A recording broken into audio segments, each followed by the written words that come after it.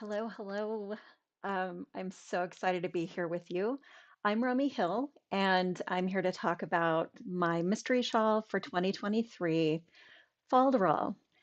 And this is streamed live, so there's a little bit of a delay, but you can actually leave me messages in the chat and I will see them and respond to them. But it might seem like it takes a little while for me to get to them because there's a few seconds of delay. Um, anyway, wow, I can't believe it's mystery time again. This is all about the first clue this year, and that was released this morning at 10 a.m. Pacific time. So there will be 5 clues in all. This was number one, and they're released a week apart. So each week on Friday, there will be a clue released at 10 a.m. Pacific, and then there will be YouTube Live at 4 p.m. Pacific on that day, and it will stay at this URL. So anybody who's missed it, no worries. I know everybody has different schedules, and so some of you are probably going to come back later on and watch this, or maybe watch a little bit extra because there's some techniques in here that you want to see. So I will keep these all in a playlist for this year's mystery. And I will also add other little tiny tutorials that you can go back to and just kind of take a look at some of the techniques. So nice to see you all here. I'm just kind of taking a look over at the chat and I see we have someone from Australia and Poland. This is amazing. And Portland, California, all over the place. This is so cool. Okay, so the first thing I'm going to do is kind of go over the pattern. For those of you who have never done a mystery before, it's kind of funny to call a mystery shawl a mystery shawl. So what's really happening is that you don't know what it's going to look like until the end. And so this is a shawl that uses 2 colors of fingering weight or sport weight yarn. And you can find all of this information in your pattern. And so it's cut up into 5 clues, so 5 portions of the pattern. And each week you get one portion of the pattern. And we're working together in my Ravelry group at Romi Studio, and then also in the Knitters Gonna Knit Facebook group. So Fiber Chats is hosting like a little tiny knit along over there as well. So very excited about that. And I'm just checking in, saying hi to everybody. It's so nice to see you again. Okay, one thing, if you are a new lace knitter, and I know there are a few of you who are new, the big thing about lace is that when you're working it, and especially if you got some beautiful floating yarn, like a Verb for Keeping Warm had kits in floating, which it has a lot of alpaca in it.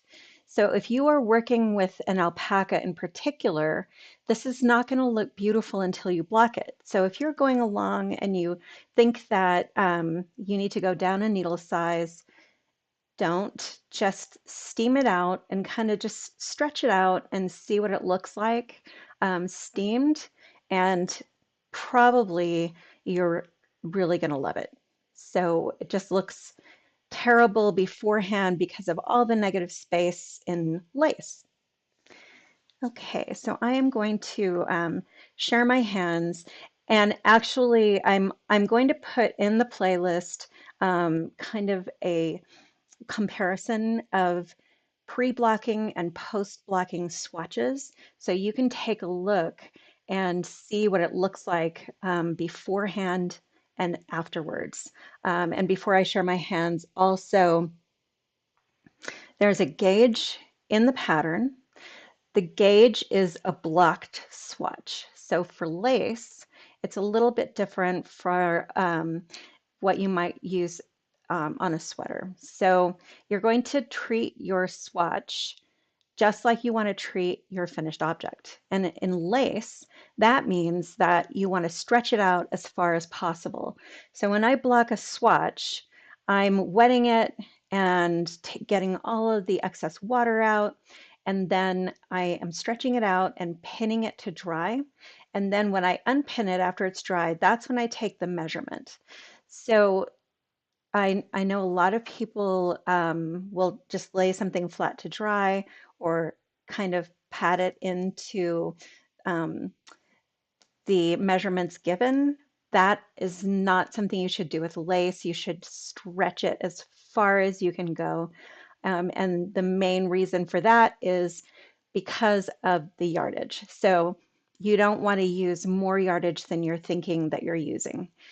I'm doing this with at least 10% extra yardage, so you shouldn't be in danger of running out if you get gauge. So that's the first thing. And I'm just looking to say hi to everybody. And I see everybody's here is so cool. Okay, so let me just transition over to my hands. Alrighty, so I'm just going to go kind of through the anatomy of the clue first. So you can see over on this side right now, um, it's a triangle. That's all we know. I'm not really telling you how big it is, but it uses two skeins. And then I used the verb for keeping warm floating combination. And I started with my lighter skein, which is Cosmos, and then ended with my darker skein, which is Thistle. So the working needles are going to be US 4 or 3.5 millimeter circular knitting needles. I just think it's easier to do this on circular, although you can use straight needles if you want to, so it's okay. So, and then I see Kel says, I always seem to run out of yarn on our mystery knit along since I'm a looser knitter. So that is excellent. Definitely go down a needle size if you're a looser knitter. I'm right kind of in the middle. So some of you will probably have to go up a little bit and some down. Okay, so this is a blocked swatch here. So you're going to pin it out and stretch it like I was talking about earlier. And the other needle that you're going to use is a US 6 or 4.25 millimeter double pointed needle. And this is just for the bind off at the end of this clue. So this clue starts at the bottom of an inner triangle. And so you're going to start kind of at the bottom here and then work up to the top like this. And then across the top here, it's going to be bound off. And that's what you're seeing on the second page. It looks like it doesn't fit in this clue, but it actually does. And that's just the bind off right across the top of that inner triangle. So this is shaped like a modern hap, which means that we're going to start at the bottom here, work up to that top triangle, and then pick up stitches around the outside of that inner triangle. Alrighty. So let's take a look over here. So I have just a little synopsis here. I show the cast on and then the charts worked. If you got a verb for keeping warm's kits, then you worked the partial clue, you will have worked one repeat of chart B. So you should have 49 stitches. But if you did not do that, it's totally not a problem. You're just going to start at the beginning and work all the way through. So no one's missing anything. So once you're done with chart C, it's going to head right on over to the top here, and the top of the triangle is going to be bound off. And I will go through this whole thing. I'll show you how to cast on and how to bind off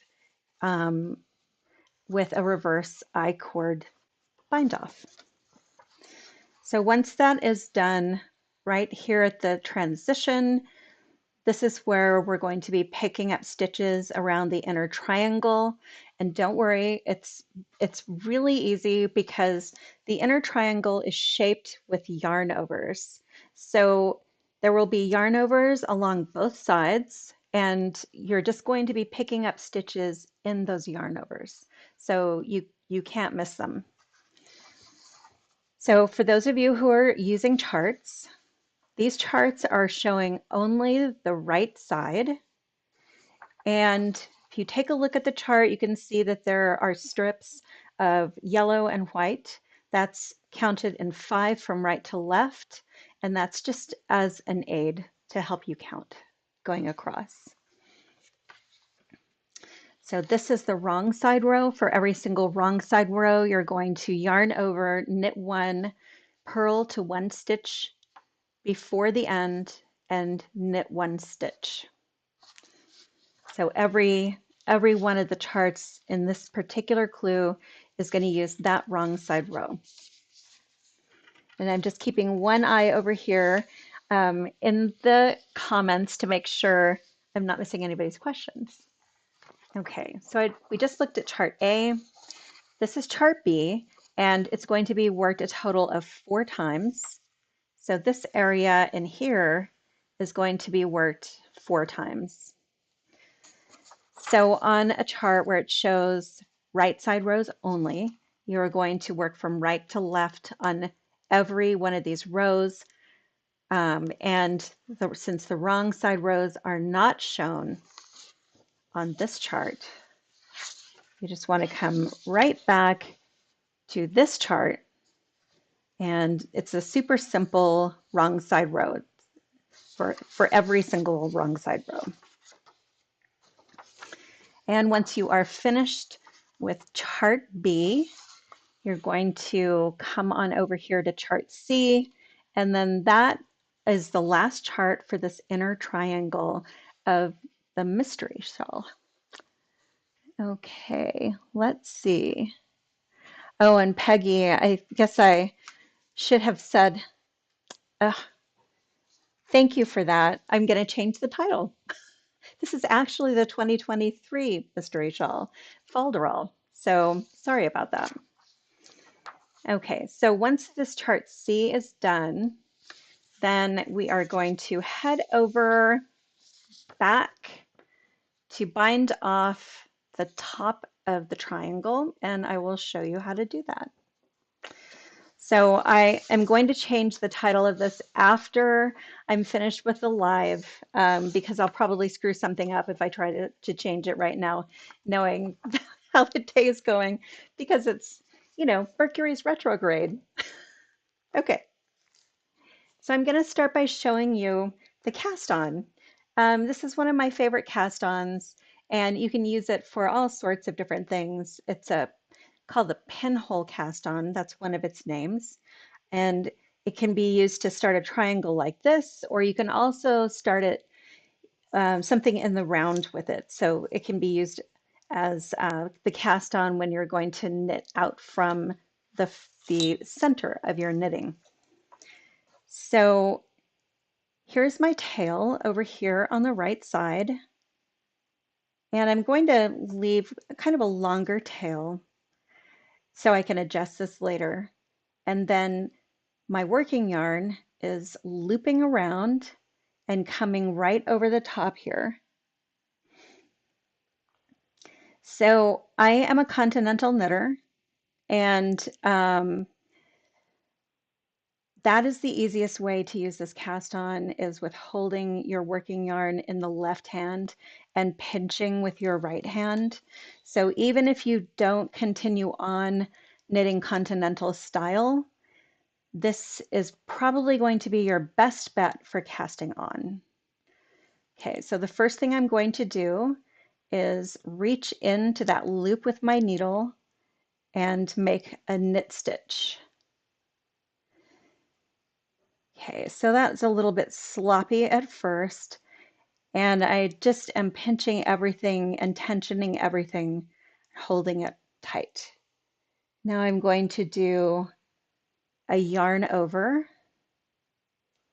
Then I'm going to reach back in to that loop and knit another stitch, and then another yarn over, and then one more knit stitch into that loop. So I have 5 stitches cast on across the top here. And I'm just going to pull the tail a little bit and just tighten that up a little tiny bit. So this stitch has the propensity to get a little bit larger, and sometimes it looks like that's a yarn over when you're knitting, but it's not really. Okay, so I'm going to mark my cast on loop here so I can remember where the center is. I always like to remember the center of my cast on loop. And I'm just going to check over here to make sure that everybody is doing okay in the chat. So Kel, you were asking about, for clarity, the pre-clue that came with the kit had us working chart B 1 time. Yes, you need to work chart B 3 more times. If you have already worked chart B 1 time using the pre-clue from the kit, you're going to be working it 3 more times now. And so let me see.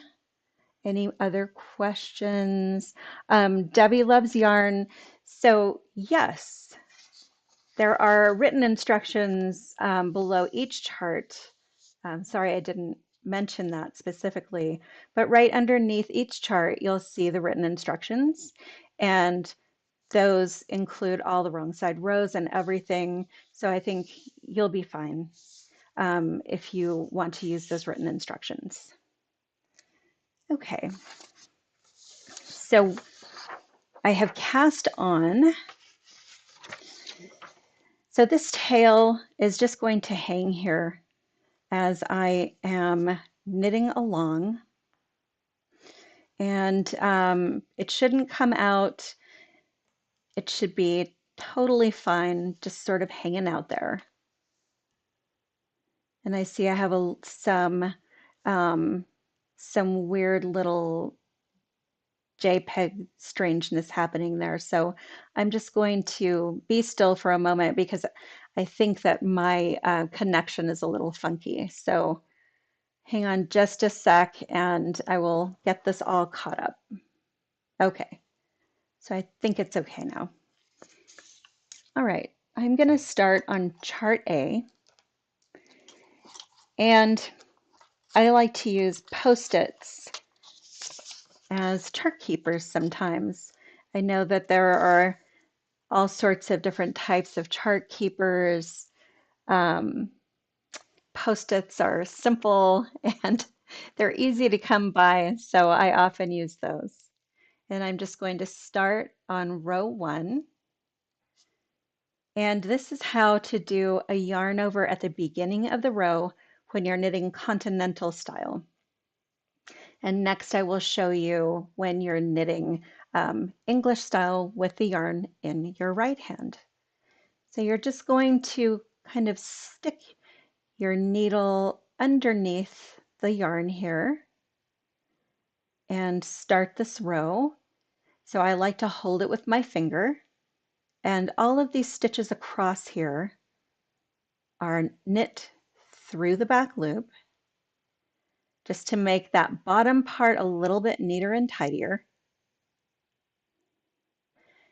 So remember I was talking about this last stitch here kind of pulls out a little bit and it can look a little bit too big. So I will generally just try to tighten that up a little bit. Okay, so that is my first row. And now I'm just going to put my Post-it up here a little bit farther, but I'm going to start by just following all this wrong side row here. So if I were to hold my yarn in my right hand, I would put my needle underneath the yarn here like this. So I'm going to knit. So here is it's almost like you're making a mistake on purpose. So my needle is going to go through and I'm going to wrap around and bring a knit stitch through there. And so you can see here, it's almost like you're a new knitter and you're adding a yarn over at the beginning of the row. I don't know if you ever did that accidentally when you learned to knit. I think I did that a lot. And then you're going to bring your yarn forward and just continue across purling. And none of the stitches are going to be worked through the back on the edge now because we want these to stay nice and open. So this one is just going to be knit at the end. And that is your second row. Okay, let's make sure I don't have any questions here. So Cal asked if I cast on with a traditional knit, yarn over, knit, yarn over, knit into the first stitch, is that going to be a problem? It's not, but it won't disguise the cast on as well as this loop. So the loop helps you kind of adjust that little cast on area to blend in more with all of the yarn overs that are going to be around the outside. So knitter's choice, of course, but this type of cast on will blend better. And let's see any other, okay. Okay. So I'm up at 3 here. So I don't know if you are like me, but I have a hard time keeping my yarn overs on my right side as big as my yarn overs on my left side. So what I did in this is I do a double yarn over on the left side, and then I'm going to drop one of those loops when I come back the other way. So instead of a single yarn over on the right side, I did a double. And then now I'm just going to go back the other way, and you can see when I get back to that beginning part, I'm going to drop one of the loops from my double yarn over. Okay, so we're back here and we're at my double yarn over, but this is really only supposed to be a single yarn over. So I'm only going to knit one stitch into it. And that's going to keep my yarn overs nice and open on my right side as I'm looking at it from the front. So that's what we have so far. If I wanted to try to kind of pull this a little bit, you can see how that's really manageable with that loop there. And you can make it larger or smaller very easily to help disguise where the cast on is. Okay, let's move my post-it. Okay, so as much as possible in this, I have added some extra increases in the triangle. I like to have my triangle be just a little bit shallower and wider than it does with only just the yarn overs on the outside. So here I've added, to start the motif, I have added 2 yarn overs without any decreases, and that is going to widen this out a little bit more. So that's why this is growing more on this third row than it is otherwise. So 2 yarn overs, and if you are new to charts, here is an important distinction. So there are 5, 6, 7, 8, 12 boxes across here, but this row does not take 12 stitches to complete. So it only takes 9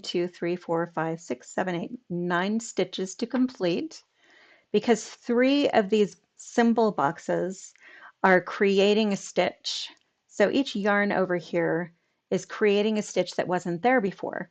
So in order to do this row, you don't really need 12 stitches, you only need 9 stitches. Okay, so I am just going to start this row again with my double yarn over and work 4 stitches. And now I'm at my yarn over, knit 1, yarn over, and here are my next 4 stitches. So this is what we have so far. Yarn overs will also be mounted with your right leg in front and your left leg in back. So each one of these stitches is mounted the same way.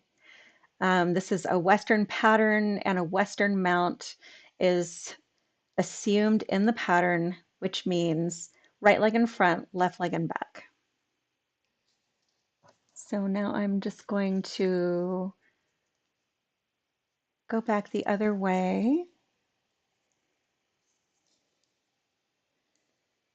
Okay. I'm just going to do a couple more rows here, and then I'm going to show you how to bind off across the top. And if you have any questions or anything, I'm kind of checking here. Okay. Okay.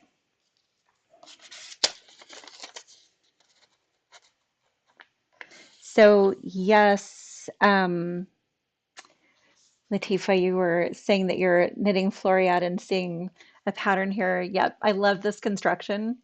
It's one of my favorite constructions because it doesn't give you a spine in the middle here. So it's just beautiful patterning, and then you can like work out from there. So this is one of my very favorite shawl constructions. Okay, so now we're going to get into this next row here at row 7. And we're going to do an SSK and a knit 2 together. And you can see that they're offset from the yarn overs. So that's going to make this fabric wave just a little bit, which is one of the reasons that it's not going to look very pretty until you block it, especially if you use alpaca. For some reason, unblocked alpaca looks terrible. So the Yarn Harlot once said that it's inverse to how beautiful it looks when it's finished. So I like that way of looking at it. Okay, so I'm going to show you an SSK, the way that it's written in the directions. So there's a slip knitwise, slip knitwise, and those two are slipped like that to reorient the stitches. So whereas before they had the right leg in front and the left leg in back, they now have the right leg in back and the left leg in front. And now I'm going to knit 2 together through the back loop, and the back loop refers to whatever leg is in the back here. So it's going to go through the back there. And just 2 more stitches and another yarn over. And here is a knit 2 together. So that's just normal. I'm just putting my needle through both of those stitches and knitting those 2 together. And apparently I'm splitting my yarn as well. So let's get that out of there. And there we go. So that is the beginning of the motif here. And these, as you can see on the chart, are going to be offset. So that center here is going to have the yarn overs, and then as we go on, the yarn overs will be to the right and left, and then they alternate back and forth. So let's just go through here. And then I'm going to show you how to fix, oops, messed that up. I'm going to show you how to fix forgetting a yarn over. So the first thing I'm going to do, I'm going to forget both of my yarn overs on the next row and show you what you can do if you do that.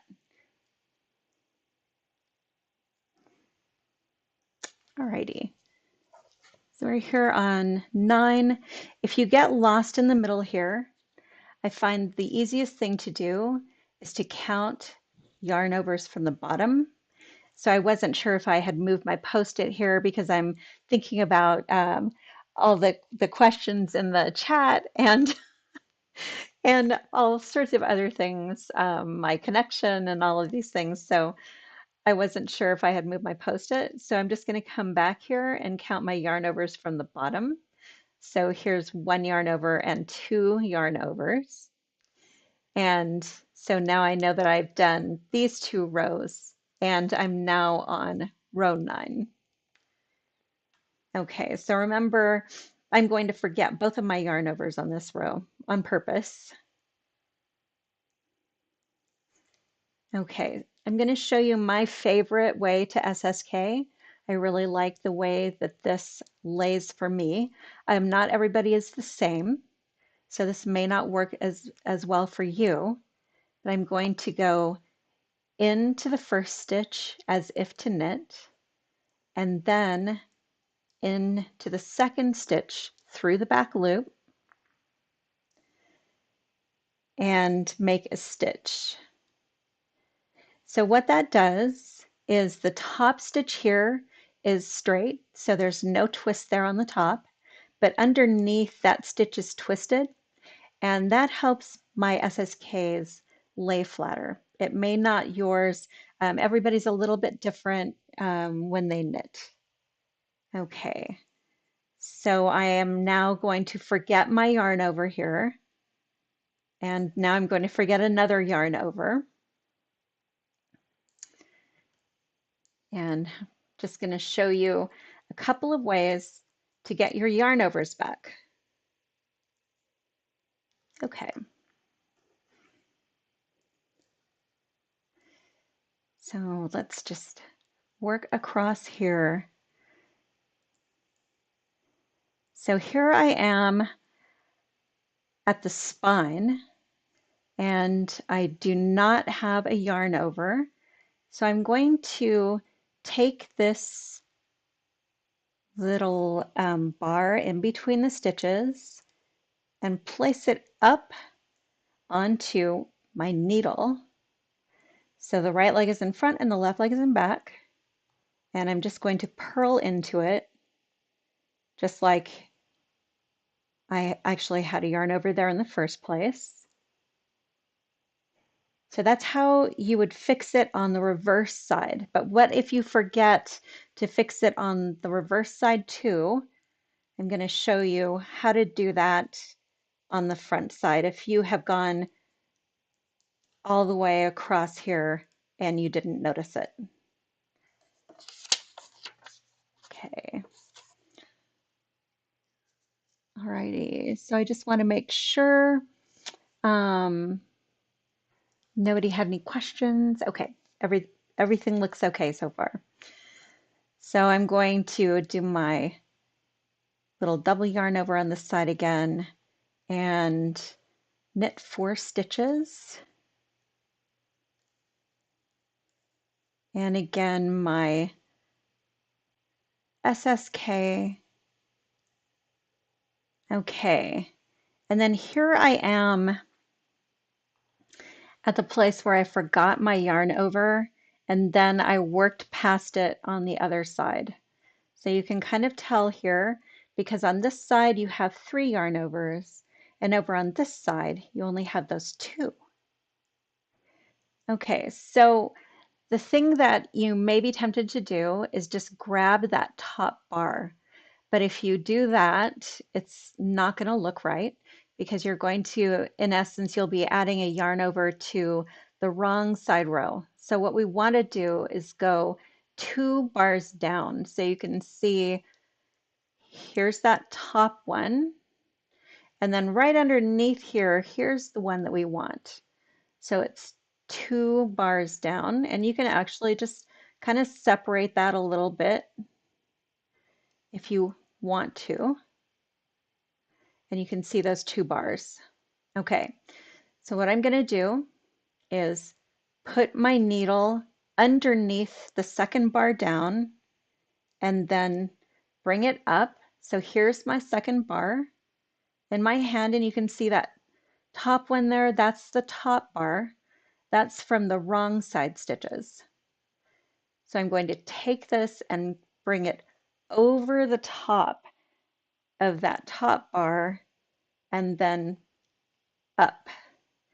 And I have made a stitch now. So you can see that I have a hole there, just like I'm supposed to have. And now I'm going to put that back on my needle.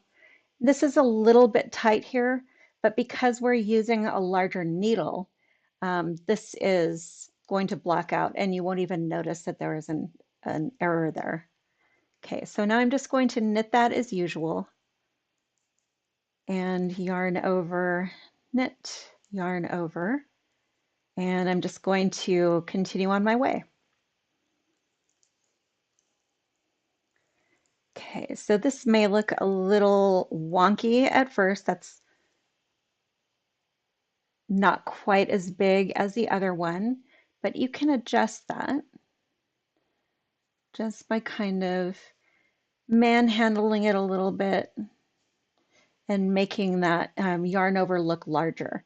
And also when you block it, you're going to be stretching it.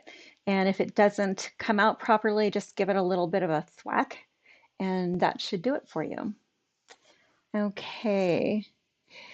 So Nancy asked if I'm doing a double yarn over at the beginning of every row or just the right side row. So I am just doing a double yarn over at the beginning of the right side rows over here. Because for some reason in my particular knitting style, my yarn overs along the right side are much smaller than the ones over on the left. And I'm just trying to make these a little bit bigger. So it's not written into the pattern because not everybody knits the same way. So you may not have that problem, but if you are having the problem with smaller yarn overs on the right side, that is a way to fix it. So you just do the double yarn over, and then when you come back on the wrong side and get to the end, you're just going to drop one of the loops from the double yarn over and then you'll just have a larger yarn over. So, and hopefully they'll stay larger along your right side. Okay, just checking everybody. All righty. So let's go back the other way. The other thing I did in this pattern to make the yarn overs look a little bit more even is on the wrong side rows, the first and last stitches are knitted instead of purled, and that makes it look a little bit more even, the yarn overs.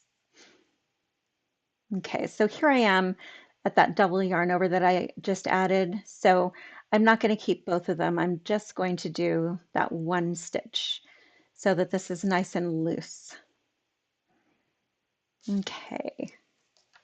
So I'm going to pretend that I have gone through charts A, B, and C, and I'm going to show you how to bind this off across the top.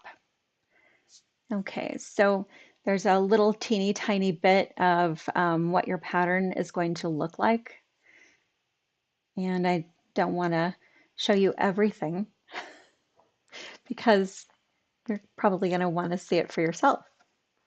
Alrighty. So I have gone up through row 11. So that's 1, 2, 3, 4, 5. So I have 6 yarn overs. So that's 1, 2, 3, 4, 5, 6. Okay, I just wanted to make sure. I want to go over to the wrong side or the left side here. So my last yarn over is still on my needle over here. And then I need 5 more yarn overs. So that's 1, 2, 3, 4, 5. So there's a little piece right here that looks like it might be a yarn over, but it's not. This is just a stretched out stitch. So be careful when you start picking up from the yarn overs all the way around. I'm going to be still again because I think my connection is a little funky. Sorry about that. We've been having some internet woes here, and I usually compensate with a 5G hotspot, but we've also been having cell service woes. So it never quite got back to normal after the hard winter. Okay, so I'm just going to wait until I don't see all of those little artifacts in my video. So this right here is actually not a yarn over. So sometimes I mark that just to remind myself that it's not a yarn over. Okay. So now I am going to show you how to bind off. Janice asked to see the slip slip knit again, and I will do that later. And I will also make sure to put in the playlist a little tutorials that show each one of these. Okay, so I am now off at the top of the second page, right up at the top here, and we're going to bind off the top of the triangle. And I'm going to go slow so I don't disturb my video as much. So the first thing I'm going to do is cast on 4 stitches. So I like to use the knitted cast on. So there's 1 stitch. And I'm just keeping my needle in that loop and using the knitted cast on. And again, this is another technique that I will link. I'll put a tutorial in there for you.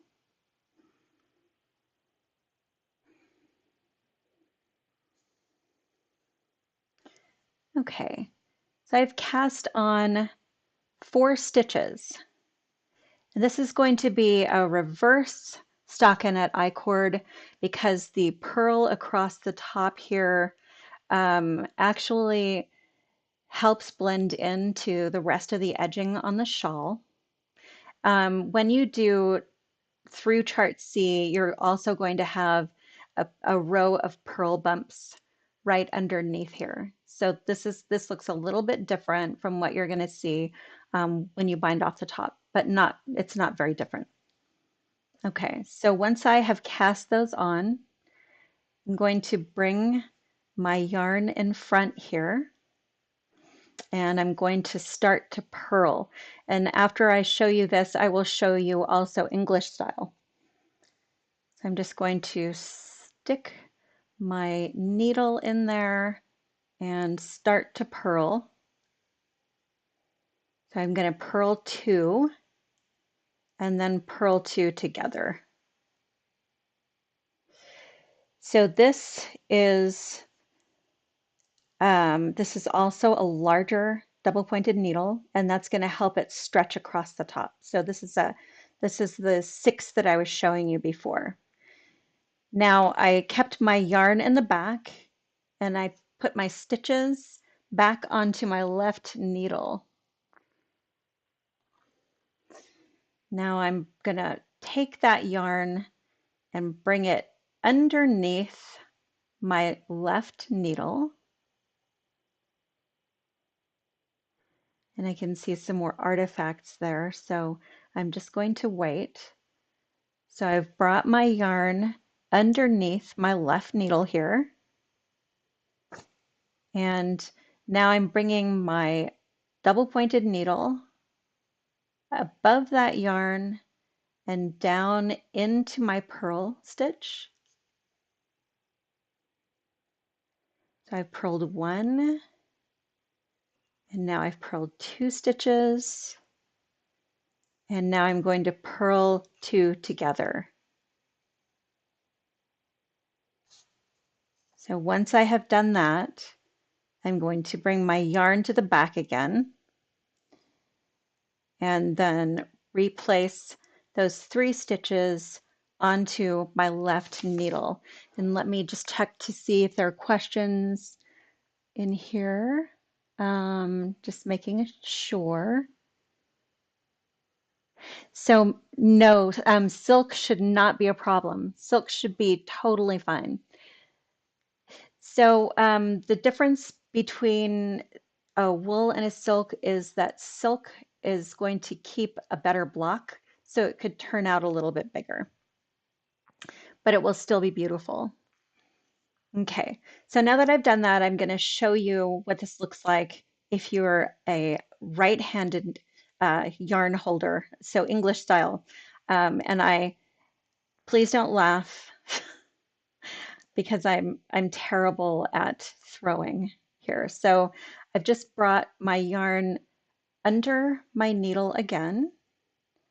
So my right needle is going to come down over that yarn and then into my stitch. And I'm just going to purl as usual.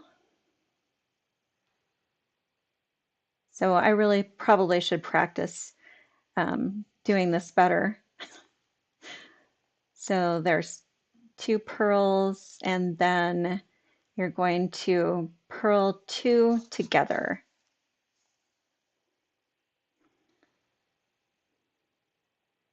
And this yarn is going to come around to the back again, and these stitches are going to go back onto your left needle.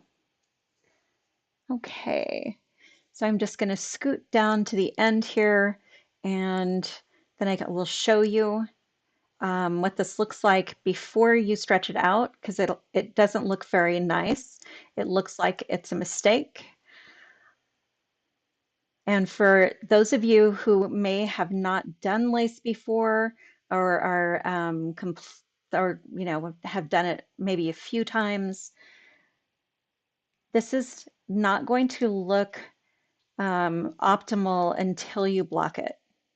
So what I have done before when I had just started knitting lace and I was dispirited about how it was looking, a friend of mine kindly told me to take the pattern that I was knitting and lay it out, kind of stretch it across my knees and see how it looked stretched across my knees.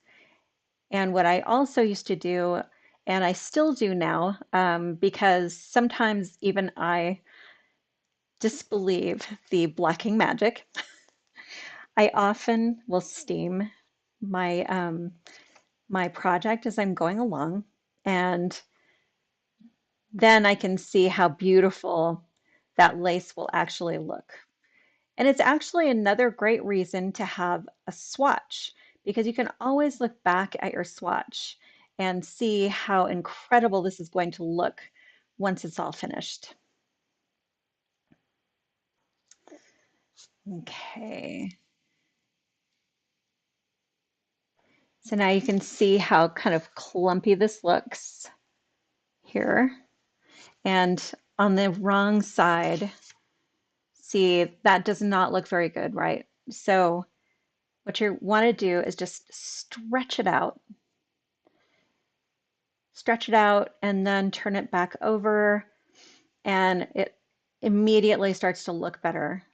So this is why we're doing it on the US 6.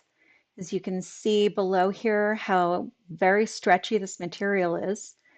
So this top part needs to be that stretchy as well, so that it can stretch out nicely all the way across the top.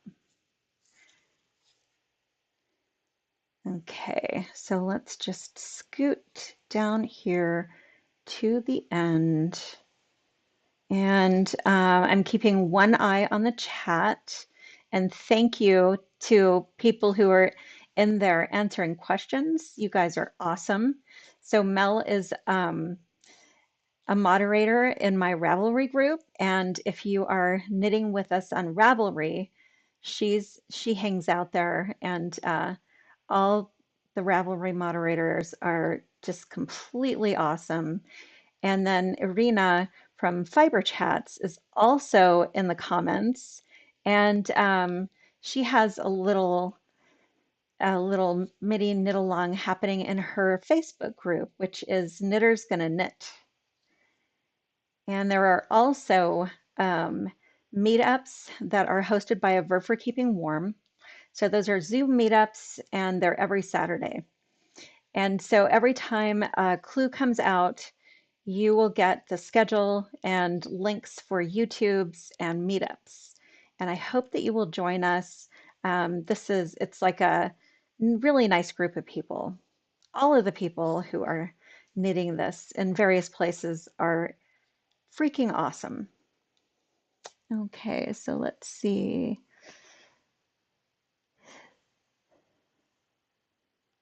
Just checking to make sure.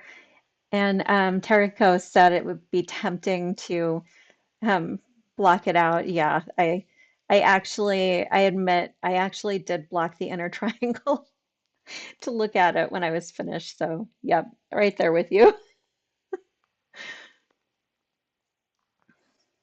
Okay. So the verb Zooms are 1 p.m. Pacific time, and you can find that link up at the top of your clue. And you can also find the link to this YouTube at the top of your clue. And the YouTube live is going to stay there. It'll stay put under, of course, under the correct title this time. Um, okay, so I'm almost finished here. Alrighty. So the end here, you can see that looks kind of big and loose. That is one of my yarn overs. So I don't want to lose that when I'm picking up stitches around the side. So I'm just going to remember that that yarn over is there and place my stitches back onto my left needle, which is my working needle. And so I am right here. I'm about to do this part right up at the top here. Okay. So now I want to transition this and make it look kind of like the rest of my shawl is going to look. So I'm going to whittle this down to 2 stitches. So that's a knit 2 together, and then a knit 1 through the back loop. And now I'm going to start picking up stitches all the way around. So I'm just going to kind of pull this open a little bit more because that is one of my yarn overs. That's my first yarn over I'm going to pick up. Okay, so I have a yarn over, and I see I have some more video problems, so I'm just going to hold my hands there until it looks better. Okay, so this is my first yarn over up at the top, and I did a yarn over on my needle, and now I'm going to go through that first yarn over and pick up a knit stitch. And yarn over and through the next one and pick up a knit stitch. And I'm just going to keep doing that all the way around. So in the pattern, I've listed how many times you're going to be doing that. If you feel uncomfortable about it, definitely mark off all of the yarn overs that you're going to be using. And okay, so here I am at the bottom here. Here's that stitch that might look a little bit like a yarn over, but isn't actually a yarn over. So I'm just going to tighten that up a little bit. And I like to place stitch markers around the middle stitch because it just helps me remember where the center is. So here is my center, and I'm going to pick up one stitch from that cast on loop. And you can see that I still have my pin right through that loop. And here's my tail. Just kind of move the tail and the pin over to the side. Going to place another marker and yarn over again. And now I'm just going to go up the other side.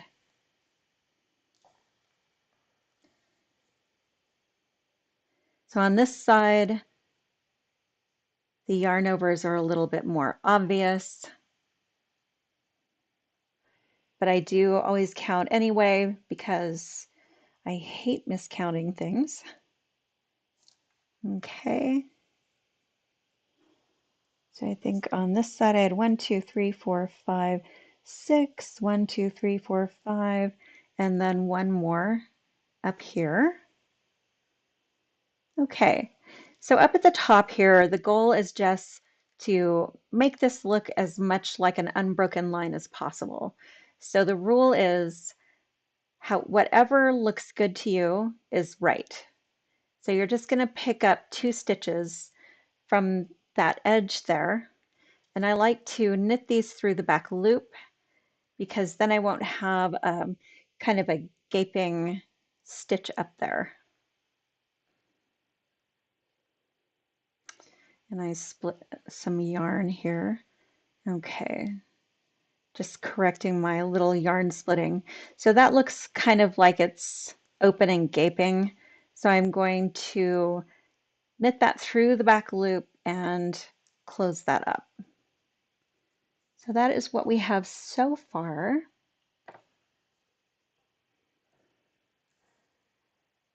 Little tiny mini shawl. Okay. So then on the other side, you're just going to be knitting everything through the back loop. And that twists all the stitches. So I have all of my stitches mounted with the right leg in front and the left leg in back. So knitting through the back loop is going to twist my stitches, including the yarn overs. So that's also going to twist my yarn overs, and that's going to close them up. So here's one of my yarn overs. I'm going to knit it through the back loop, and that makes it a little bit like a make one. So you're going to close up the hole. So that is the back. It's going to be everything is going to be twisted. The yarn overs are going to be closed up on the back. So definitely if you, so I see somebody who says that they haven't purchased the pattern, definitely do it. Do it. Join us. It's a really fun time of year. The mystery shawl is really fun. Everybody gets together. Even new lace knitters come and kind of hang out with us. And it's, I think, much easier when you have these broken up into 5 pieces and everybody's knitting the same thing. And there's always somebody there who has knitted or, wants to help or hang out or whatever. It's really fun. Okay, so this is what it's going to look like. So you can see here on the outside, that's what it looks like going all the way around. And I did succeed in getting my yarn overs on the right side here big enough so that they look right with the ones on the left side, which is what I was trying to do with that double yarn over. So here you're still going to have your tail hanging down. So Kel, you were asking before about casting on into a stitch, and you definitely can do that, but it's not going to look as big as this loop here. So, and it's not going to be adjustable. So that's the only issue. Okay, so that's what that looks like. A baby mini shawl. And while I'm here, I'm just going to show a couple of different SSKs. I also have a teeny tiny tutorial that I will link as well, but I might as well just show a couple. So SSK as written, slip, slip. Those are slipping so that the right leg is in back and the left leg is in front. And I can just put those right back onto my left needle and keep my right needle in there and work those together. That's one option. The one that I like, I'll show you taken apart and then put back together.